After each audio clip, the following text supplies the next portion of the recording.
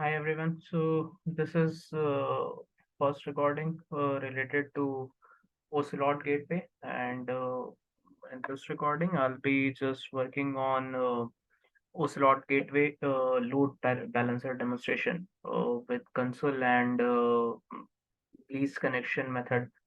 So just talking about on a high level, what is the API gateway? API gateway is the service layer, uh, which is in the front, wrapping around all the microservices. So when the request comes in, based on the authentication, authorizations, load balancing, uh, and what's the QoS types or the error handling, what methods you are defining over there, what's the monitoring tool over there you are defining.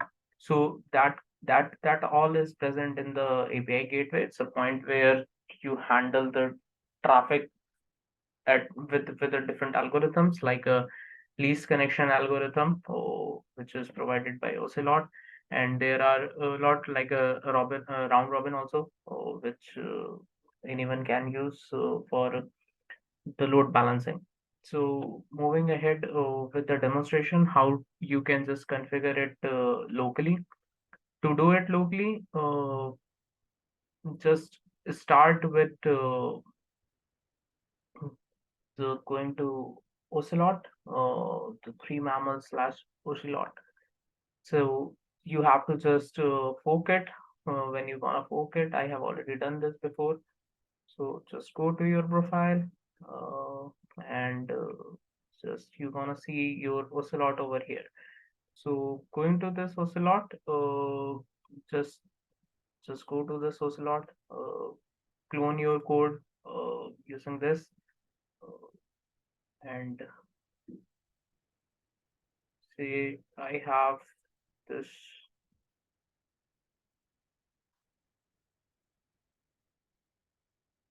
the folder I use usually on the desktop. Uh, and here you can do CMD and git clone, and then you can paste that path. So I already have that cloned in my local.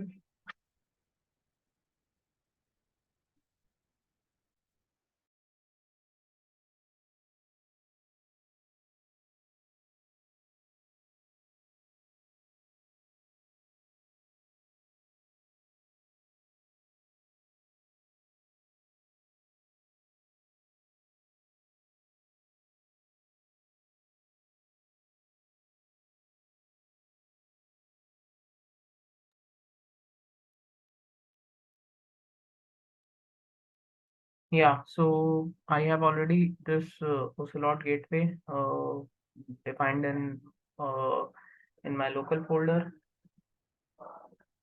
and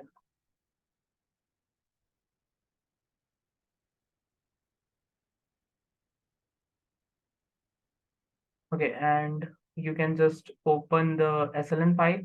Just go to Ocelot uh, and just open this in the Visual Studio. So I have already raised the PR, but what I have done is created three microservices to demonstrate the instances routing from API gateway to other instances of the downstream path. So let me begin with introducing the console. So console is a service discovery, which is for monitoring and health check. It just connects with your API, and you can just configure it with the API, and it just keeps on tracking whether it's whether it's in healthy or unhealthy state. So moving ahead, I will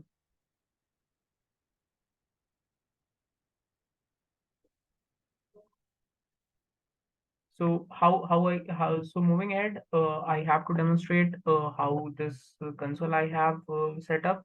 So you need a Docker. Just install the Docker desktop over here, and just search for the image first, console, and you will have to just pull this console version, and then just go to images. You will have images over there, and when you will hit a run, so there is a optional settings. Because we are using a API, so we need to put 8600 over here, and host port as 8600 for TCP. So we are using a TCP connection. That's why we need to click on just fill the 8500 and 8600. So how I get this is the documentation by the console. This will I will just attach in the description, so anyone can just refer to the post table. And then when console is set up, so you have to create the three APIs. I will suggest to just start with creating one API, like an instance one. And in this, what I have done is just created one simple method, get host name, to return the machine name with the instance one.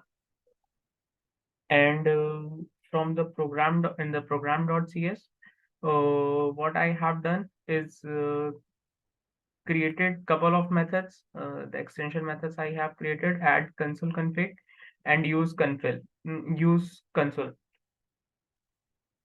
I have created one library project to give the app extension. And in the app extension, here is a code.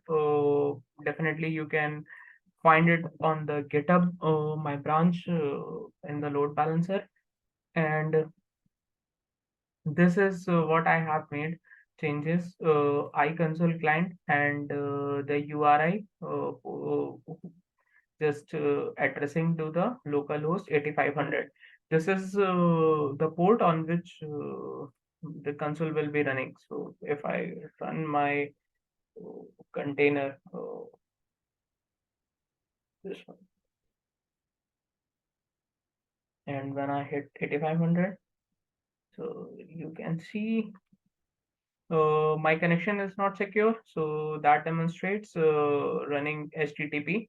And when we say we are running HTTP, it means on the Docker side we are running, because we are self signing the SSL certificate. That's why we are just running on the HTTP, not HTTPS. And here you can see I have already ran this, so it just registers the services into console. So this is for just adding the services. This is for adding the middleware, use console, where I have just gathered the required service. So application lifetime. So I have done the registration. This registration comes from the configuration, and configuration in the configuration, what I have done uh, is this configuration comes from the services from which I am calling these methods. So I am calling this in instance one service and instance two service, instance one and instance two. So this middleware gets called over there. So from that app settings.json, we can get this configuration. And we on the starting we have seen that just if there is only already present any service, then just deregister and register it again, because otherwise it will just keep on adding uh, other services with the different instances. So it will just create a duplicate registration. So to avoid that duplicacy, we have done this. Okay, so moving ahead, how I have utilized these methods, just go to program.cs. I'm just grabbing this instance one first. So in the first one, I have in the for the first instance, I am in the program.cs. Add console configuration in this builder service. I have passed my configuration to register it, and this console is to register this port on the console. So I have done this. I have created the service, so my service is present, and then my middleware. And I am showing you the app settings.json. Definitely, you can do it for the different environment, development environment, production environment, but I have done for the app settings.json only. And I have created a console. Console address is what we have a HTTP. Make sure not to make a HTTPS. We have a service port. I have given a service name console demo, service ID console demo 1 ID, and this gets registered when we have service console. So when we have a console demo over here, so this is demo 1 and demo 2. So with the same name, we are saying there are two instances. That's what I want to just declare over here. So similar app setting wall JSON. So the service port, how I get this service port is you have to just select as a startup project, set as a startup project, and run this single instance. Make HTTP call if I am on the instance two or instance one, depending. If I am making a call on instance two, say I am on the instance two. So just run this simple instance, and you will see that instance is running on 5085. So I have mentioned this service port as a 5085, and everything is I'm running on HTTP, not on HTTPS for the local development. So it's a 5085. That's what I have picked up the localhost port for this.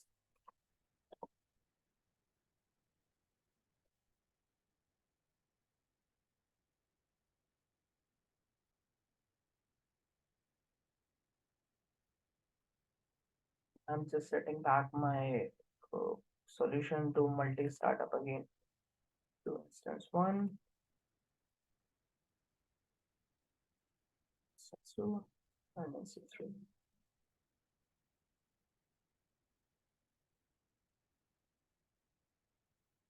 So we have I have explained instance one, instance two setup. Now moving on to the API gateway setup. So we have a ocelot.json file.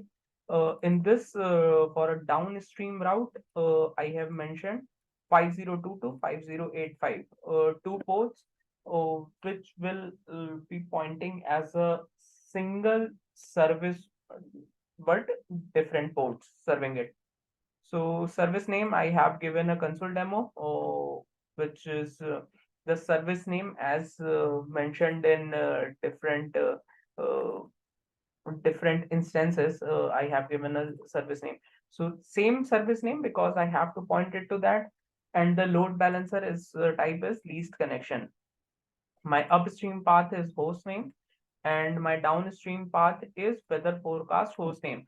So least connection method means if you are hitting instance one, so it means there will be one connection. Then definitely between one and the other instance two, say. So because you haven't hit instance two yet, so there is a zero. So next hit will be to instance two. So alternatively, it will keep on growing because there are only couple of instances. So in case if there are multiple instances, so it will just try to figure out which is the least connected instance, so it will point to that instance. And I have marked a dangerous except any server certificate validator because we are running on the Docker, and we are just not using the SSL contribution, SSL security. as a HTTPS. So we are just using HTTP. That's why we are using dangerous except any server certificate validator. Now I have given the port. So make sure to have a service discovery provider as a console. Scheme must be HTTP, not HTTPS. Port should be 8500. This will be the global configuration because the Ocelot will have this configuration listener listening continuously across the complete gateway, not a particular route we are defining. That's why. And when we click on start,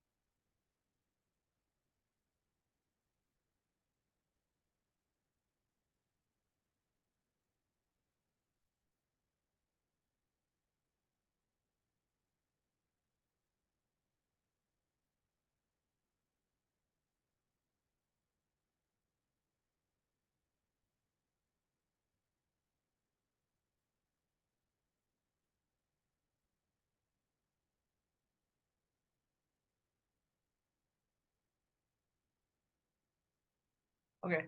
So uh, all my three services, instance one, instance two, instance three, which is my API gateway, is up and running now. And if I hit for an instance one, so we can get it, and the desktop one, instance one. So now we are just pointing to API gateway. We don't have to worry about the instance one. So we are going to hit uh, the API gateway. This path is 5252. So I have already done this before, so that's why you can see my local host is 5252. So when I send the request for the first time, it just goes to instance one. So now because instance one is already having one connection, so next we'll move to the instance two because it's a least find algorithm, least connection. So it's a instance two because now one win-win. So then back to instance one, then back to instance two. So that's how it's working. And if you have any questions and queries, just please do let me know on the description, on the comment section. Thank you.